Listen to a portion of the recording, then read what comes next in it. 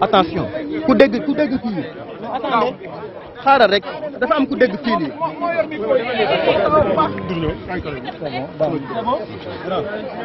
Wàccee leen loxo yi.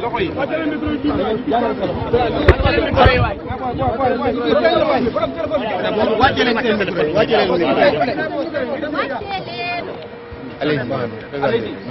Maître Adama Fall, avocat à la Cour. Maître Adama Fall, avocat à la Cour.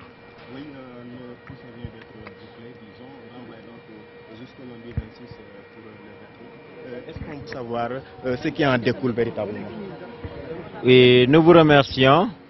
Et comme vous l'avez suivi depuis ce matin, nous étions en audience dans le cadre de la procédure qui oppose les députés Massata Samb à Mamadou Niang, et sur la base d'une plainte déposée par leur collègue Ami Ndiaye. Et donc nous avons soulevé des exceptions devant le tribunal tenant à la qualité de députés de nos mandants, et que des poursuites sur la base du flagrant délit ne pouvaient être déclenchées à leur encontre sans qu'au préalable qu'on ait levé leur immunité parlementaire. Le tribunal a estimé devoir joindre l'exception au fond et a déclaré ouverte les débats. Et vous avez tous vu qu'au cours des débats, ce qui a particulièrement retenu notre attention, c'est l'absence de la plaignante. Ami Ndiaye qui a alerté toute l'opinion nationale et internationale, Ami Ndiaye qui a investi les réseaux sociaux et les canaux de diffusion pour se plaindre et aggraver les faits et leur donner une proportion qu'ils n'ont pas, a brillé aujourd'hui par son absence. Donc nous étions seuls pour nous expliquer sur les faits. Et les explications données relativement aux faits ont fini de démontrer que les faits n'ont pas, en tout cas la teneur qui leur est donnée dans la plainte, les faits n'ont pas la teneur qui leur est donnée dans le rapport déposé par le président de l'Assemblée nationale. Le tribunal nous a écouté les parties civiles et a estimé devoir mettre l'affaire en délibéré pour le 26 décembre. À cette date, nous nous présenterons pour écouter le tribunal et rappeler que nous avons une confiance entière en la justice de ce pays. Nous avons confiance en la compétence et la rigueur des magistrats en charge du dossier, et nous ne désespérons pas que le 26 décembre le droit sera dit. D'accord. Par rapport maintenant au réquisitoire du procureur de la République. Oui, je pense que le procureur de la République, en tout cas, a été induit en erreur, c'est mon avis, par les déclarations et la plainte de la dame Ami Nibi.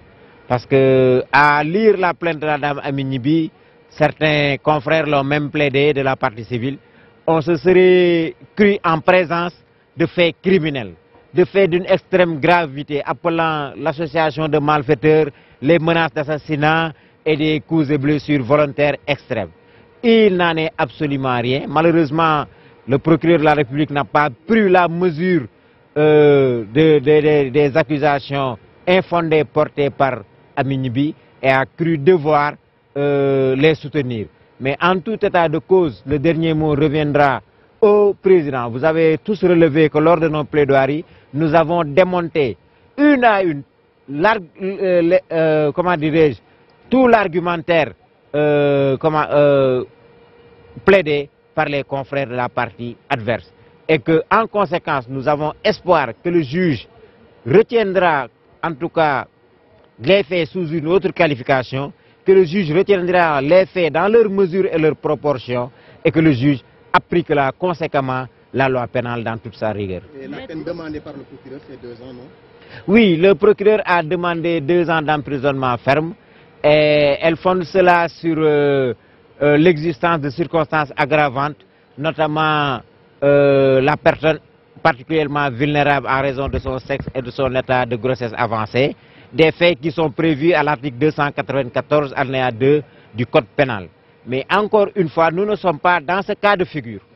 Nous ne sommes pas dans ce cas de figure. Si ces faits devaient recevoir une qualification pénale, on ne passerait pas outre les violences et voies de fait. Mais étant entendu également que pour examiner le fond, il y a un préalable diriment qui se dressera devant, en tout cas, ceux-là en charge de juger cette affaire, c'est que nos mandats, Massata Samb et Mamadou Niang, sont députés à l'Assemblée nationale et nous l'avons rappelé à l'entame de nos plaidoiries et qu'en conséquence, des poursuites ne peuvent pas être exercées contre eux. On a quand même de cette somme d'argent de 500 millions demandée par les avocats de la femme Ami Nibi. Je pense qu'il s'agit d'une demande faramineuse, d'une demande inélégante, d'une demande qui ne procède que d'une volonté de s'enrichir indûment. Nous l'avons rappelé, le tribunal n'est pas, la loterie n'est pas 1xBet. Le tribunal, c'est une affaire sérieuse où des prétentions sérieuses doivent être portées et justifiées. Demander 500 millions de dommages-intérêts pour les faits dont nous sommes témoins, c'est à mon avis vouloir aggraver la chose plus que de mesure.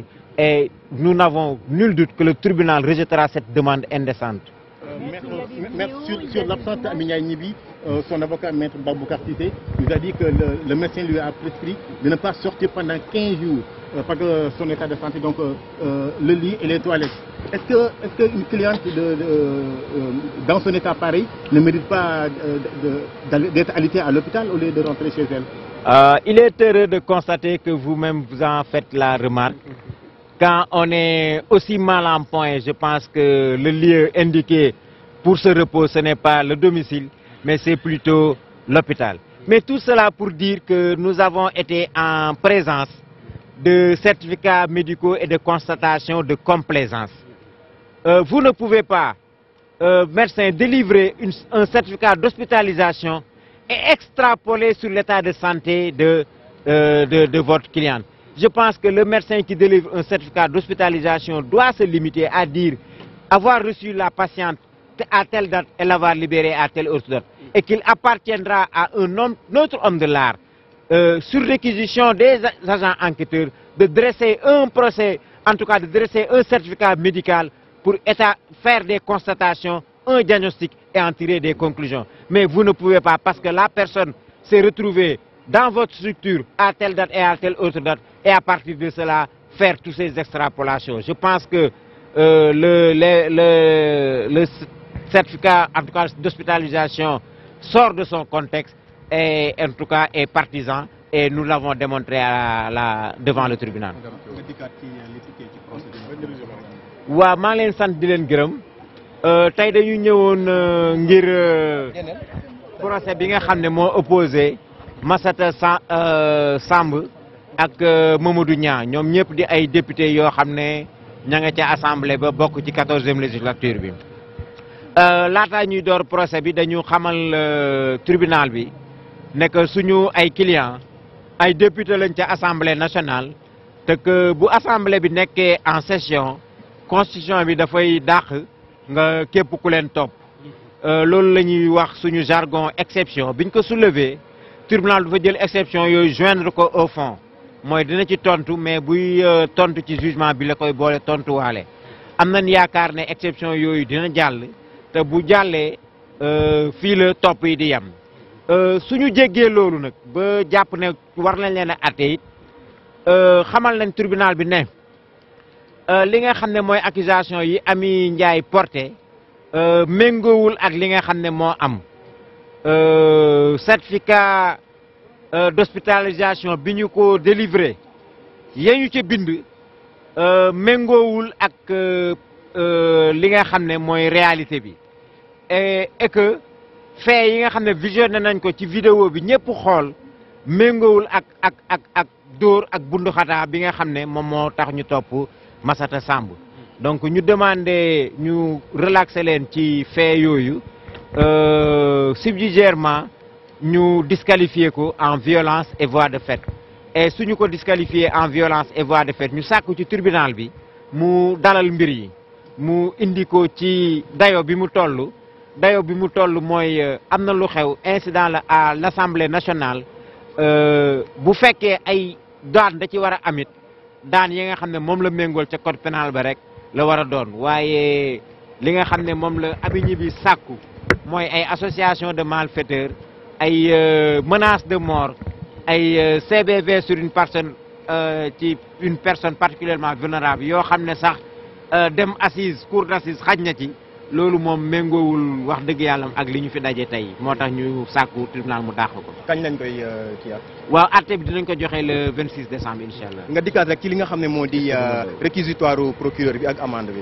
waaw procureur xam nga dama jàpp ne Ami Gniby moo koy yóbbaale rek ci plaintam parce que Ami Gniby boo liiree plaintam wax dëgg yàlla da ngay jaaxle ci mbir mi da ngay yaakaar ne sax flagrant délit bii ñu dem ci tribunal de grande instance bi waruñ fa dem. dañu war a dem fa ñuy àttee ñi def ñaawteef yi rëy yi muy chambre criminelle mais diggante tuuma ak dëgg am na yoon wu bëri waso wu bëri wu ci jaar et loolu la ñu démontré ci tribunal bi wane ne tuuma bi rëy na mais dëgg ji quand même yëggul foofu te dëgg ji li mu laaj mooy bu fekkee am na ay daan ñu ci mën a tibbee ñu tibbee ko ca anam ba ko yoon sante ñu bañ a topp ki nga xam ne rek moom li mu bëgg mooy garaawal mbir yi ba peut-être ñu daan yoo xam ne méngoowul ak yoon. Concrètement combien de temps la demande? 2 ans. waaw d'accord ci amende bi. non dommage intérêt yi Ami Gniby dafa laaj ñu jox ko genn wàllu milliard. xam nga genn wàllu milliard moom dafa yéeme lool ci koo xam ne da nga ne rek dañu foq sama musóor. ak dama doon sànnib 16 ñu dogale ma daanu. donc ñu jàpp ne tribunal du loterie tribunal du 1xBet boo xam ne da ngay ñëw def sa jeton pour gagner xaalis bu bëri ku bëgg a tedd ku bëgg a am teraanga da nga koy liggéeyi mais du tribunal bii moo la koy jox.